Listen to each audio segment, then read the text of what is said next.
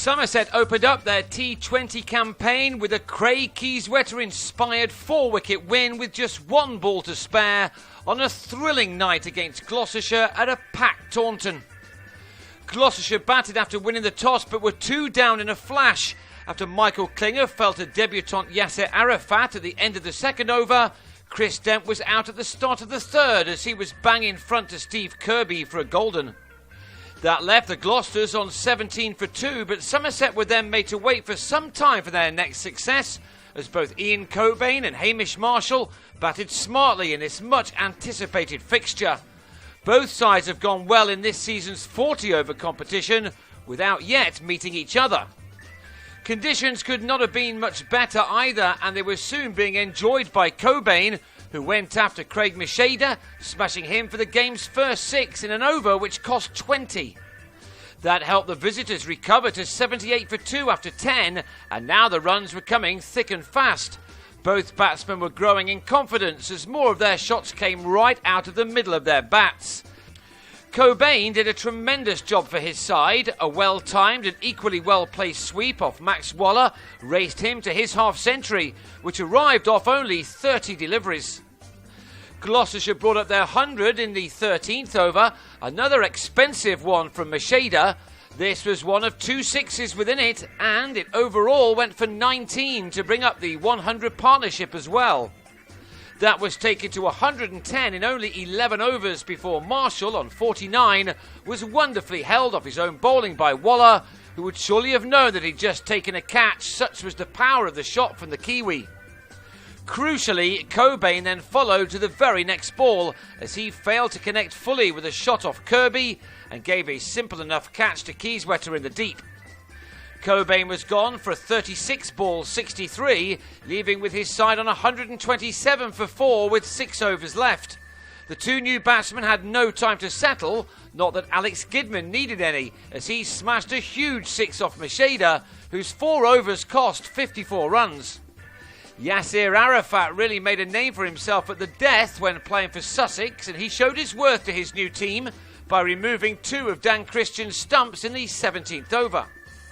But Gidman struck Alfonso Thomas for 2 more sixes in an enterprising innings of 36 right at the end of the 20 overs. He was run out off the last ball by Waller after almost being lapped by his partner, a wicket which saw Gloucestershire end on a challenging enough 190 for 6. Few at the break would have been able to pick a winner from here. But the visitors would have felt that they had a great chance when, to the first ball of the reply, James Fuller surprised Marcus Trescothick with some pace and bounce. That was hardly the start Somerset needed, and it could have been worse had Peter Trigo not been dropped off a skyer, which 3 of the fielders could have grabbed hold of. Trigo has been opening in one-day cricket this summer, but that job had gone to Kieswetter on this occasion, and he certainly let nobody down with some brilliant batting.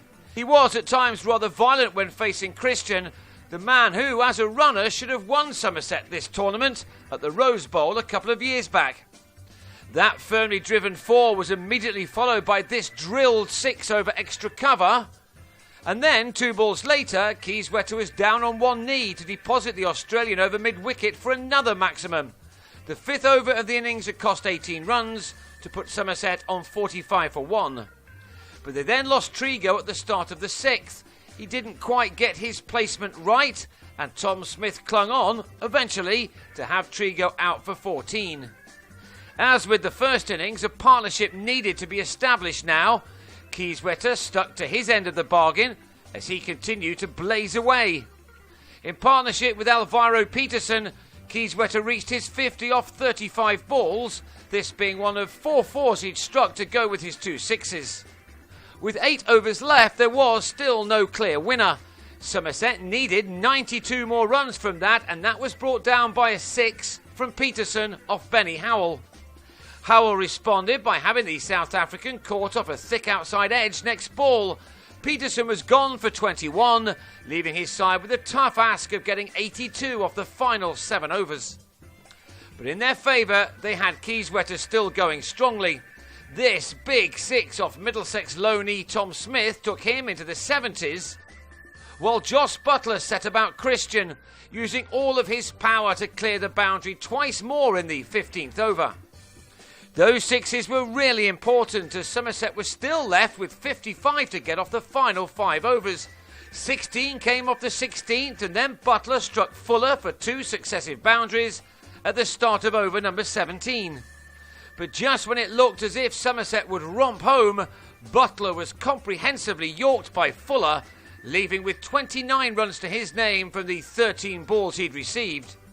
Such brilliance from Butler had now reduced the target to 28 off the last 3 overs and then 19 off the final 2, and so when James Hildreth was another to lose 2 of his stumps to Fuller, the pressure was right back on. Macheda came in with 16 required off 9 balls, but within 2 he'd almost won his side the game. His first delivery was dragged for 6, and his second was driven on the full through extra cover for 4 more, and that left a more manageable 5 runs to get off the last over. At last we could predict the winner of this enthralling contest, but still only 2 runs were scored off the first 4 balls, and that also included the wicket of Macheda, who was bowled by David Payne. So perhaps it wasn't all over after all. 3 were still required with only 2 balls left, but Somerset and their supporters had no need to worry as Yasser Arafat squeezed his first ball to the backward point boundary. Phew, it was close, but Somerset had done it, much to the disappointment of Payne. It was a wonderful start to this season's T20 competition for Somerset. A beautiful evening, a packed house and a thrilling win against their local rivals. And Kieswetter is in form too. He ended on an exhilarating 89 which had been made from only 55 balls. He and all of Somerset will hope the form continues on Sunday when the form side of the season, Northamptonshire, arrive in Taunton.